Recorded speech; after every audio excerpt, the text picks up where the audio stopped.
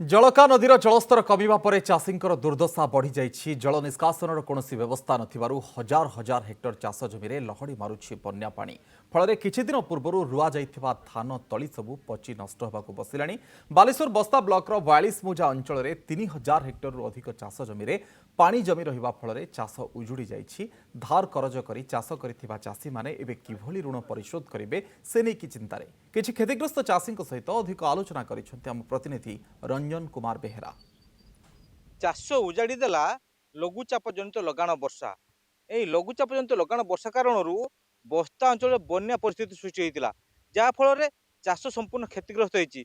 आपण को मु सहयोगी कहि आप चित्र देखेबे ए सब अंचल हूँ चाष प्रवण अंचल।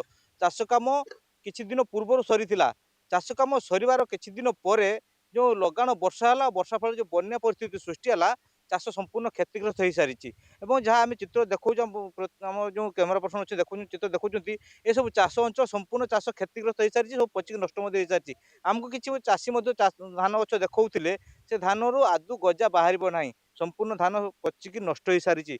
आदु आ गजा बाहर कि चाष हम ना। 5 एकर जमी चाष करी से 4 एकर रुआ था गोटे एकर जमी बाकी था से 4 एकर जमी आज को 10-12 दिन तले मुझे रुई थी किंतु अचानक वर्षा आसवर ये अंचल बना सृष्टि होता। बना सृष्टि होता आम समस्त देखुचे आपने टीवी स्क्रीन माध्यम देखुते ये केमती नष्ट हो जाए। तेणुक मोर परिवार पोषण चलने बहुत समस्या बहुत ऋण फुण कर सार मोर जो चाषटे कर घर पिला छुआ मान नहीं मुझे चलि सार मत आपण मैंने चाषर क्षतिपूरण दे था सर 20,000 टका ऋण करते गृह ऋण करते तेणु सरकार अंडर कर सहित आम अंचल गोटे केनाल जब करें आम बहुत उपकृत आपको धन्यवाद दे था। এইটা সমস্যা হচ্ছে আমার এটি 40 খন্ড মৌজা 40 খন্ড গাঁর সমস্যা 42 মৌজা যেটা আমরা কହୁଥିଲୁ যে এটি আমার চক্রড়া ঠারু গুইরাগড়িয়া বাইগন্ডিয়া গুন্ড্রিমারা নিশ্ଚିন্তপুর তা সহিত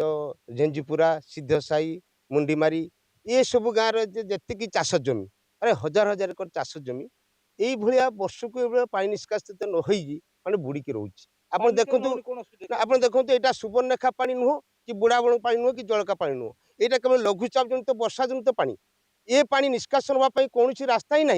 विगत दिन में आम बारंबार ए बाबद सरकार को अवगत करूँ प्रशासन को जनईचु जे आमर गोटे चकड़ा बंध निकटर तेजगला पर्यंत गोटे ड्रेनेज करा जाऊ। सब लोक बसवास कर समस्त ही चाषर ही परिवार प्रतिपोषण कर गुजराण मेटा किंतु चाष क्षतिग्रस्त संपूर्ण हो सारी। तेणु किभली भाव में आगक आ परिस्थिति सृष्टि न हो आगक आ जो पानी निष्कासन व्यवस्था किभली से नहीं सरकार व्यवस्था करने दाबी कर। बालेश्वर जिला बस्तारू रंजन कुमार बेहेरा, कनक न्यूज।